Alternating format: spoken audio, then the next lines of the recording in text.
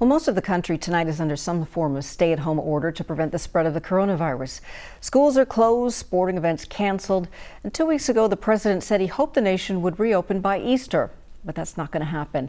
It's leaving churches finding new ways to worship, some turning online, others finding ways to defy social distancing rules. Well, joining us tonight is Reverend Daniel Simmons. He is the pastor of Mount Zion Baptist Church in Albany, Georgia. Good evening, Pastor. Good evening. Thank you for having me. Glad to have you. Well, we know that Georgia has issued stricter social distancing guidelines this week.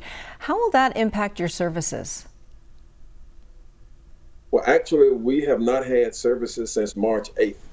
We decided to get ahead of the curve, and we've been broadcasting our services via live stream and Facebook Live since that time. And we've also been engaging our small groups on platforms like Zoom and Facebook and other kinds of group setting, as well as telephone conferencing. How is your congregation handling that? I mean, going to church is such a personal, intimate thing. People like to give fellow together. How do they feel about this? It is hard right now on three levels. One is we don't like the fact that we cannot gather. Part of what people sometimes miss in the church, they think about the institution, but it's people. And the people are used to that social interaction, so that's gone. The other thing is the church provides all kinds of services to the community, and we love what we do. And so we are not able to do that now. And there are people who need it. And so our members are longing to be able to help our community. And then the third thing is that's really hurting us, all of the folk who are dying and who are sick in our community.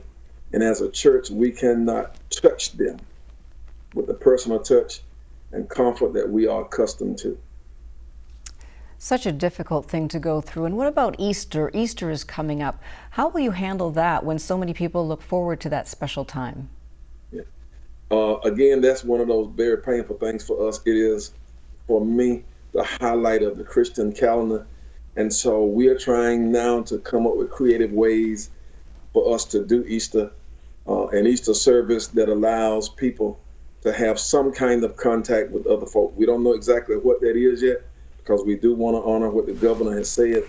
But we are trying to be creative and come up with something between now and Easter other than just what we've been doing with the broadcast. And many churches rely on donations from their congregation. Is that hurting the church at all as well? Absolutely. I look at church like people, and you've got some people who live paycheck to paycheck. You've got some churches who live paycheck to paycheck, week to week offering. And so the fact that they're not meeting means that they're not going to be able to meet their financial obligations. And some people say, well, it's the pastor's salary they're worried about.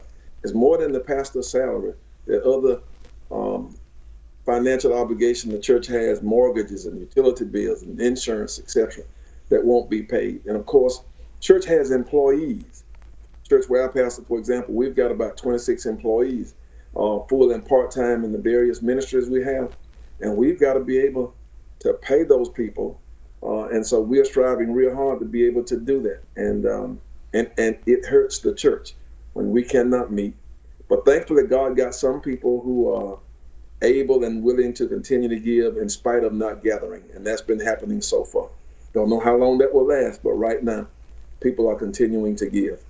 That's good to hear. But how do you explain to people who may wonder why this is happening? And how does this change your prayers, or how do you help them through this when they wonder why bad things like this are happening? One of the messages that we've been trying to send is that what is happening is not a result of God punishing us for something that we've done wrong. But this is one of those things that came into the world, and it's by chance that it has hit America. And in hitting America, even Christians are not spared. But now one of the things we're also saying in our message is, while God may not be doing this to us, we've got to make sure as humans that we're doing our part to make sure that we don't make this situation worse. And I think in a lot of instances, we've not done at the federal level, state level, and even in some instances, the church level, what we need to do to minimize the impact of this virus. All right. Well, Pastor Daniels, thank you so much for joining us, and we appreciate all you do for your community. Thank you.